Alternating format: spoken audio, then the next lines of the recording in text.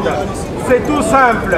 C'est-à-dire que ce consul, non seulement on lui demande de partir, mais on lui demande aussi de quitter dans les plus brefs délais. li tax ñuy sàkk ñu jële ko fi nag ay mbir yu bëri la ndax consul bi dafa def ay ñaawteef yu bëri. jàpp nañ fi nit fekkuñu ci moom benn kayit donc xamuñu ban réew la bokk ñu jël ko yóbbul ko donte sénégalais la woon mu jël ko jox ko tur bu dul turam jox ko sant bu dul santam ñu daal di koy yóbbu Sénégal. jàpp nañ fi suñ mbokk malien bu nga xamante ni tamit xamuñu woon fan la bokk ndax fekkuñu ci moom kayit ñu yóbbul ko mu joxe sañ-sañu ñu expulsé ko Sénégal. kooku su doon yóbbu nañ ko ca consulat xëy na ñoo dinañ fexe mu des fi loolu tamit di wane ni danger pour Sénégal parce que dina sànni xeetu nit bu nekk Sénégal te xamuñu sax yan façon nit la sànni Sénégal ay voyous ay defkatu njaaxum. suñu consul day collaborer ak police bi ndax wax naa sànq ni ñi nga xamante ni yëpp expulsé na leen fekkuñu ci ñoom kayit kon kenn mënul xam fu ñu bokk kon su fekkente ni police bi bu jàppee kenn xamul fan la bokk daal di koy jël rek yóbbu ko consulat bu Sénégal loolu day wane ne suñu consul day collaborer ak police bi ndaxte mënuñoo expulsé kenn te moom joxewul ndigal te loolu tamit daf koy def di violer convention yi nga xamante ni moo tënk Sénégal ak France ci wàllu boobu ndaxte mënuñoo expulsé nit te mënuñoo xam fu mu dëkk il faut ñu xam fu mu dëkk ba pare balaa ñu ko expulsé donc loolu di wane rek day collaborer ak police française. ñaawteef yi nga xamante ni consul bi mu ngi koy def bokk na ci benn sénégalais mas na ko soxla ngir régulariser situation bi mu demee jox ko ay kayitam bi mu demee ci consul bi da koo laaj ay kayitam yëpp mu jox ko rendez-vous bi mu ñëwee xamul lu mu fa fekk police dafa fekk ñu koy xaar bi mu ñëwee noonu lañ ko jëlee rapatrier ko. histoire mooy Mohamed xale bi nga xamante ni dafa feebaroon Sénégal te ñu ne consulat bu France moo yéexoon joxe visa bi xale bi ñëwee fii mu faatu kooku papaam Strasbourg fii la nekk bi mbir mi amee mu porté plainte consulat bu France consul bi daf ko woo bi mu ko convoqué mu ñëw. fekk xale baa ngi tëdd morgue hôpital fii ci Strasbourg bi mu ñëwee consul bi daf ko laaj papier xale bi mu ko laajee mu génnee passeport bi consul bi ne ko lii kon xale bi français la li tax mu wax ko français la tout simplement parce que suñ passeport yu bees yi dafa marron te passeport français yi rek ñu marron xanaa suñ passeport yi kenn bind si république française liñ ci bind mooy république du Sénégal donc loolu di wane mépris parce que consulat mën nga réere kayit ba mu nekk ba mu des passeport parce que buñ ñëwee loolu lañ lay présenté waaye yemul foofu jéem na menacé papay xale bi parce que nee na ko est-ce que bu arrêté wul plainte bi mu def lu ko ciy fekk ba ci des mooy jéem na ko corrompre parce que nee na ko na arrêté procédure bi mu utal ko nationalité française donc lii ñuy waxal yëpp consul bi du luñ ko tuumaal dara du ci accusation lépp ñun dañ ko fekke ay témoins oculaires la ñu nga xamante ni dañ koo dund donc sans compter nag ñàkk taxaw bi ñàkk taxaw étudiants yi alors que waru garam la muy taxawu étudiants boursiers yi bu ñu ñëwee fii ngir ñu am logement ndaka noonu tamit ku fi faatu daf la war a taxaw te dañ ay étudiants faatu woon nañ fi ak même ñu dul étudiant suñ demee si moom dañu ñu mënuma def dara pour yéen je ne peux rien faire pour vous alors que consul général nee na bokk na ci waru garam ku fi faatu mu taxawu la su paree daal di def benn rapport joxe ko kon moom daal liñ mën a tënk mooy liggéeyam faf defatu ci dara te léegi menace la pour ñun kon def naa jaadu na nag ñu jëleel ñu ko fi indi fi ku nga xamante ne nii day liggéey ngir sénégalais ak ngir intérêt Sénégal. jëf ju ñaaw jooju duñ seetaanati mu koy teg ci seen kaw te buñ seetaanatee ba mu dal ci kaw kenn ci ñun dafay mel ni ñun ñëpp ay coupable lañ. di fàttali ni sàkku bi sénégalais yi di sàkku mu dem beesul depuis 2001 sénégalais yi ñi ngi sàkku mu dem suñu xeex mi ngi continuer tey am yaakaar yi tamit ni dinañ ñu dégg bi yoon mooy ñu jëleen ñu fi kii yi nga xamante ni mooy consul bi nga xamante ni deful liggéeyam xanaa di jaay sénégalais yi di jaay africains yi. Consul dégage! Consul dégage! Consul dégage! Depuis le 27 février 2011, nous nous battons pour le départ du consul parce qu'il ne défend pas les intérêts des Sénégalais à Strasbourg. Nous ne nous sentons pas en sécurité avec ce consul honoraire Alain Max.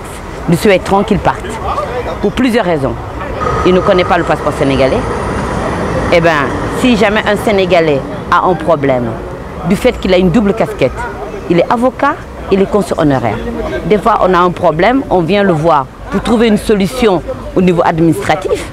Eh bien, s'il n'arrive pas à nous aider, qu'est-ce qu'il fait? Il nous propose la possibilité de nous défendre. Donc, il prend de l'argent des Sénégalais. C'est-à-dire qu'aujourd'hui, la communauté sénégalaise est un vivier pour lui pour gagner de l'argent. Aujourd'hui, il y a de nouvelles donnes. Il y a une vingtaine d'associations qui soutiennent ce collectif pour le départ du consul. Ceux qu'il expulse sans vérifier l'identité de la personne, ça, nous ne sommes pas d'accord.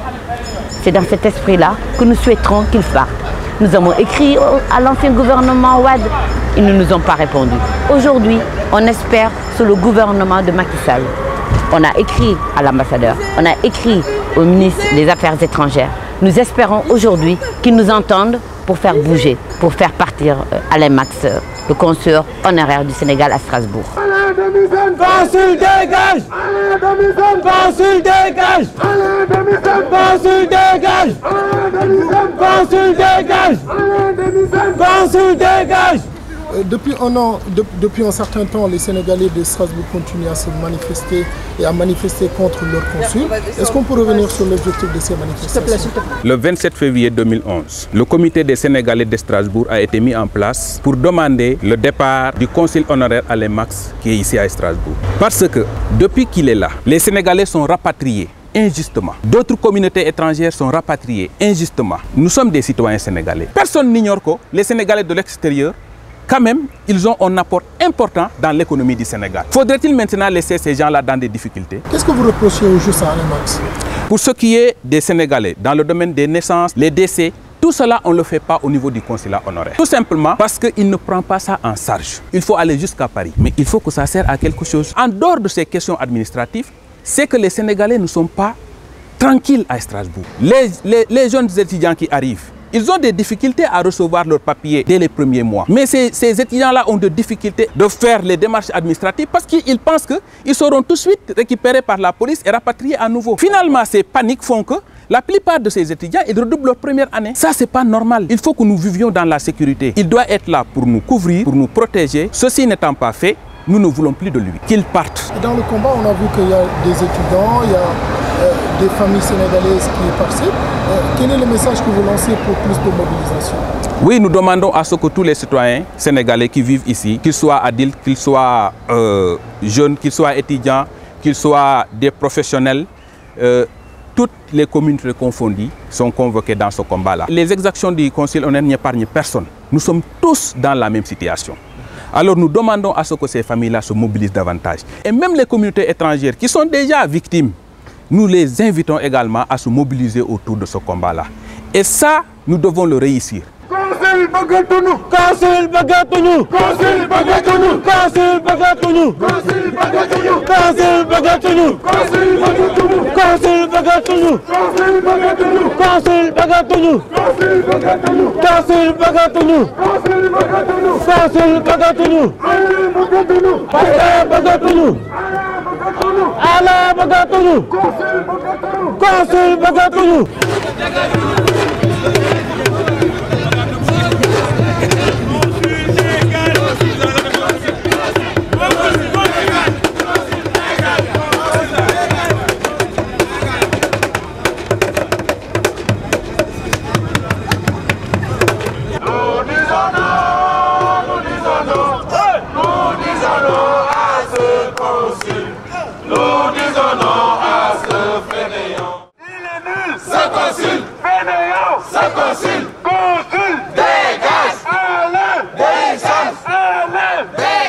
Consul dégage!